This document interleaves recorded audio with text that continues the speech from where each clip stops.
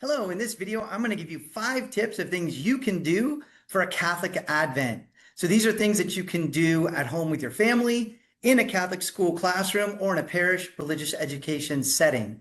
My name is John Jimenez. I'm the Director of Content for Catholic Brain. I'm going to tell you a little bit more about that at the end. And please stick around to the end because I'm going to give you a bonus tip for the Christmas season. All right, so the first tip is to set up a sacred space in your house, in your classroom, whatever. Have a sacred space where you can gather with your children for quiet and for prayer. We know that the world around us is telling us that we're in the Christmas buying season. There's a lot of noise and all that kind of stuff. We know that's not true. We're in the Advent season. The Advent season is about prayer and expectation. You can set up a very small space like this, maybe a table with a purple cloth because the liturgical color for Advent is purple. We've got our Advent wreath up there. You might put a nativity, you might put a Bible, something that can give you a sacred space where you can gather with your children, with your students, quiet down from the noise outside, spend a little time in prayer and expectation, preparing ourselves to welcome Jesus. So that's tip number 1, a sacred space.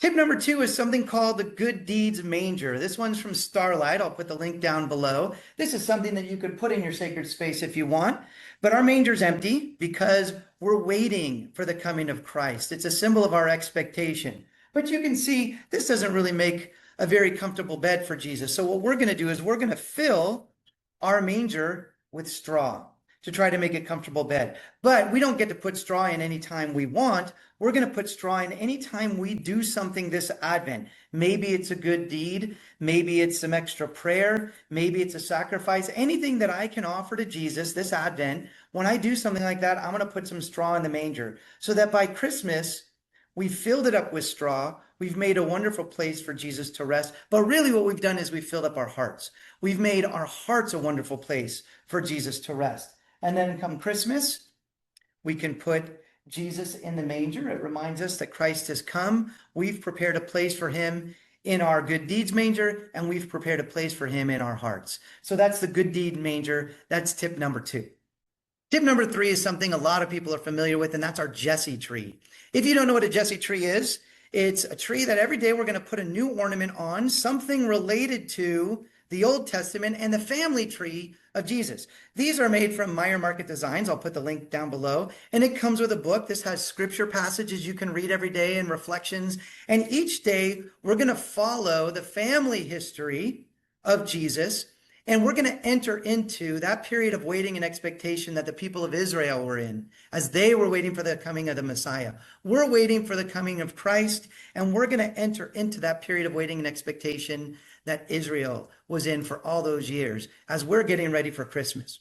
One thing I love to do, I suggest, is we like to get our Christmas trees at the beginning of Advent, but instead of making it a Christmas tree right away, make it a Jesse tree. Every day, put up a new ornament, read the scripture, do the reflection, get yourself ready in expectation for Christ. And then on December 24th, as the sun goes down, we're beginning our Christmas celebrations. Take down your Jesse tree ornaments and turn that Jesse tree into a Christmas tree. Decorate it with your Christmas ornaments. That gives us something to look forward to, that expectation, so that on Christmas Day, when we begin our Christmas celebrations, the period of waiting is over, the period of expectation is over. Now we're celebrating Christmas. That Jesse tree has become a glorious Christmas tree. The next tip is something that's new to me, and it's based on the elf on the shelf. If you're not familiar with what that is, you get a little stuffed elf, you hide it around the house, you hide it around the classroom. Every day the kids get up, they come in, they look, where's the elf? He's keeping an eye on them, making sure they're being good so they can get their Christmas gifts. But we want to enter into and focus on the real meaning of Christmas. So instead of an elf on the shelf, we're going to have a shepherd on the search. You can get that from the Catholic Company. I'll put the link down below. And what this is a stuffed shepherd. And instead of an elf on the shelf keeping an eye on the kids, this is a shepherd, and he's keeping his eye out for Christ. He wants to be there at the birth of the baby Jesus. So you'll do the same thing. Every day you put the shepherd in a different spot, and the kids are looking, where's the shepherd today? But instead of the shepherd, the elf watching them, the shepherd is watching for Christ. And so are they. It helps them to join the shepherd on the search because they want to be there to welcome the baby Jesus as well. And you don't have to get a stuffed shepherd. When we were kids in school, they would have us make people out of paper and you'd fill it with cotton. You can do something like that. But it's a wonderful way for the kids to be searching for Christ, expectantly, excitedly waiting for him. They want to be there to welcome him on Christmas Day. The last tip is something I really enjoy. It's called the Advent chain. If you're not familiar with what this is, I've done it with my students. I've done it with my own kids. It requires a little bit of preparation. We need some construction paper strips. We've got 7 purple ones for the first week of Advent, 7 purple ones for the second week of Advent, 7 pink ones for the third week of Advent, and this year, 4 purple ones for the last week of Advent. And what we're going to do is we're going to start by writing the date of the first Sunday of Advent on one side. So this year we start on November 30th. We're going to write November 30th. And then on the inside, something that we can do that day to get ready for Christmas, to prepare our hearts, to prepare ourselves spiritually for Christmas. Maybe it's some prayer. I might read the Bible for 10 minutes. I might pray an extra decade of the rosary. Maybe it's a good deed. Maybe I'm going to take the trash out for my sister. Maybe it's a sacrifice. I'm going to give up dessert. Something that I can do to prepare for Christmas. And then I'm going to staple it as a link. Next day, December 1st, I'm going to do the same thing. I'm going to connect it to the first one. I'm building a chain. By the time we're done, it's going to look like this. Every link has something we're going to do to prepare for Christmas spiritually on it. And you might need to help the kids with a calendar, let them know which days confession is available or adoration if they want to put that on their chain. And then when Advent begins in the morning of the first day, we're going to open the first link. What am I going to do this day? And what's neat is the kids are going to have forgotten what they wrote. So it's going to be a surprise every morning. What am I going to do today? It ensures that every day I'm doing something to spiritually prepare for Christmas. And what's really neat is, just like you can visually see an Advent calendar opening up every day, this chain's going to get smaller and smaller as we get close to Christmas. By the time it's this size, it's almost Christmas. The kids are getting excited. So it's helping them count down to Christmas, but in a way that's also helping them spiritually prepare for Christmas. I love the Advent chain. If you haven't tried it, definitely give it a shot. It's a little bit of work, but it is well worth it. All right, before I get to the bonus tip for the Christmas season, I want to tell you a little bit about Catholic Brain.